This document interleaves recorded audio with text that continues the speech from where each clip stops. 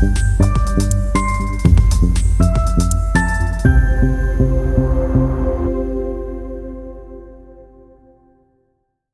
there! In this video, I'll show you how to use Nearpod with curriculum, like Burlington and Edmentum. Think of Nearpod as a way to enhance your curriculum, where in Burlington you'll take your in-class lesson, or in Edmentum a tutorial, and add more opportunities for students to showcase their learning and stay engaged. Let's start with Edmentum. Today I'll be teaching a GED language arts class on verbs and tenses.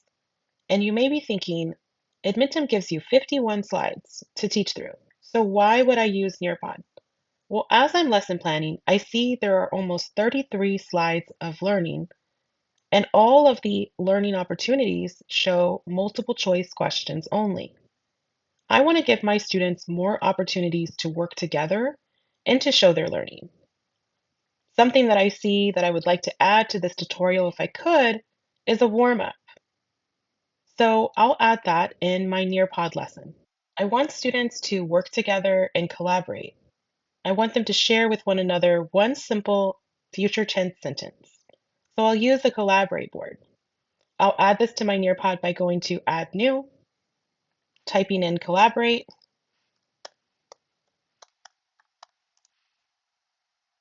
and I can choose it here.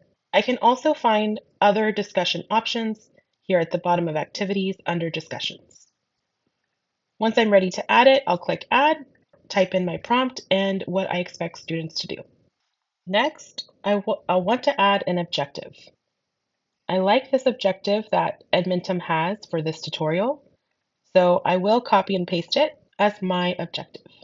And as I'm flipping through and lesson planning, I see this summary of tenses, and I really like the way that looks and the way it's said. So what you can do with both Burlington and Edmentum is use your snipping tool to take a screenshot.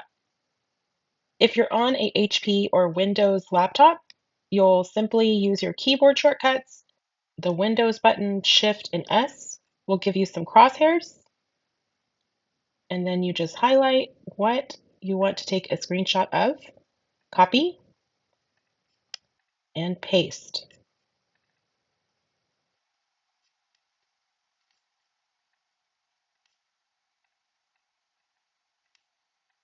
Move this around, make it smaller,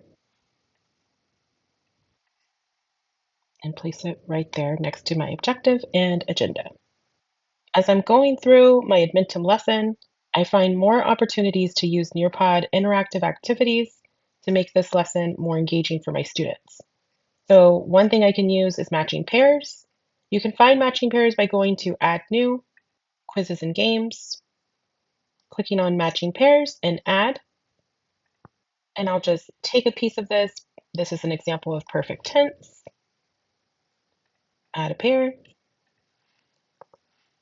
And this is a sentence that goes with perfect tense.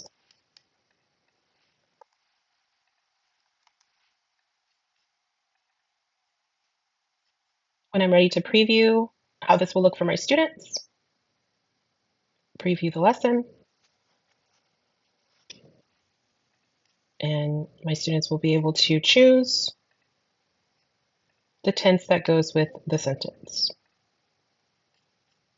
Instead of having a multiple choice question like the tutorial has, maybe I'll even add a fill in the blank activity.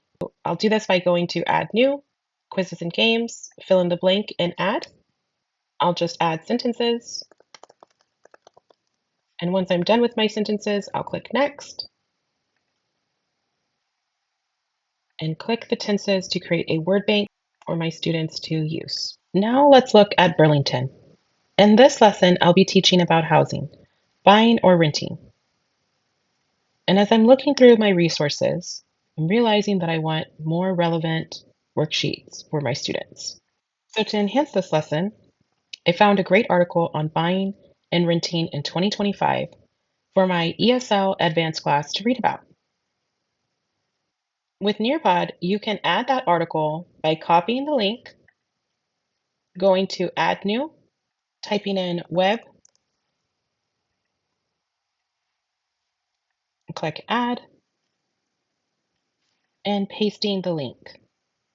After, I may want my students to explain what are the pros and cons the article talks about with a draw it. Here, I'll tell my students, use the T-chart to organize the pros on one side and the cons on the other. Now, where's the T-chart? I don't have one downloaded on my computer. So what I can do is add background, search T-chart from Google, and choose this T-chart right here. And now my students will be able to add text, their own text boxes, and write pros on one side and cons on the other. Since you can't copy and paste like you can in Edmentum with Burlington, it may be good to add a direction slide. You'll go to Add New Activity, Add a New Slide, and you can type in Burlington. This direction slide is especially helpful for students that are online.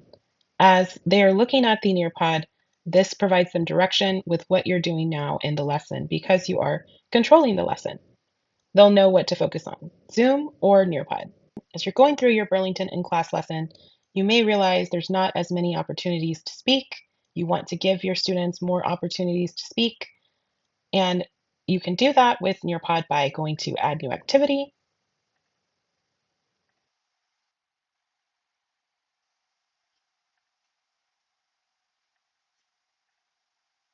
Discussion, Open-ended question, and you see here that students can record up to 10 minutes of audio. So I'm going to add this activity, and I'm going to put in here, record the challenges of buying or renting a home. Turn this on, enable student audio recordings, and when students get to this part of the Nearpod lesson, they'll allow the microphone and record their audio. I hope you enjoyed this video and thank you for watching.